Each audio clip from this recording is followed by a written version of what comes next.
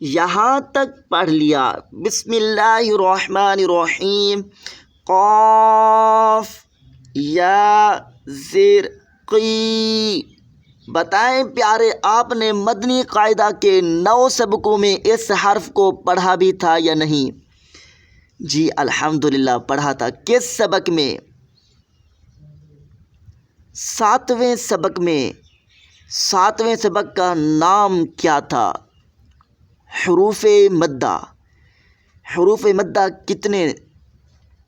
حروف مدہ 3 ہیں، الف، واو، یا۔ یا مدہ کی تعریف سنائیں۔ یا ساکن سے پہلے زیر ہو تو یا مدہ ہوگا۔ ساکن کسے کہتے ہیں؟ جس حرف پر جزم ہو اسے ساکن کہتے ہیں۔ جزم کسے کہتے ہیں؟ چھوٹی دال کی شکل کو جزم کہتے ہیں۔ ساکن حرف کس طرح پڑھا جائے گا؟ ساکن حرف کو اپنے سے پہلے متحرک حرف سے مل کر پڑھتے ہیں۔ آپ ہمیں مدنی قاعدہ کے 7ویں سبق میں اس حرف کو دکھائیں۔ یہ ہے 7ویں سبق کا دوسرا صفحہ، قاف یا زیر قی۔ ماشاء اللہ، اگر آپ کے مدنی قاعدہ کے 9 سبق یاد ہیں، مضبوط ہیں، آتے ہیں تو قاعدہ آگے پڑھنا آسان اور قرآن پڑھنا بھی آسان۔ جی آگے پڑھیں۔ لام زبر لا۔ بتائیں پیارے، آپ نے اس حرف کو مدنی قاعدہ کے 9 سبقوں میں پڑھ کر آئے ہیں یا نہیں؟ جی پڑھ کر آئے ہیں۔ کس سبق میں؟ تیسرے سبق میں۔ تیسرے سبق کا نام کیا تھا؟ حرکات۔ ماشاء اللہ، 2 حرفوں کے ہجے کر لیے، آپس میں ملا دیں گے تو کیا بن جائے گا؟ قیل۔ ہجے بھی کر لیے، رواں بھی پڑھ لیا۔ اب قواعد سنائے۔ قاف پر،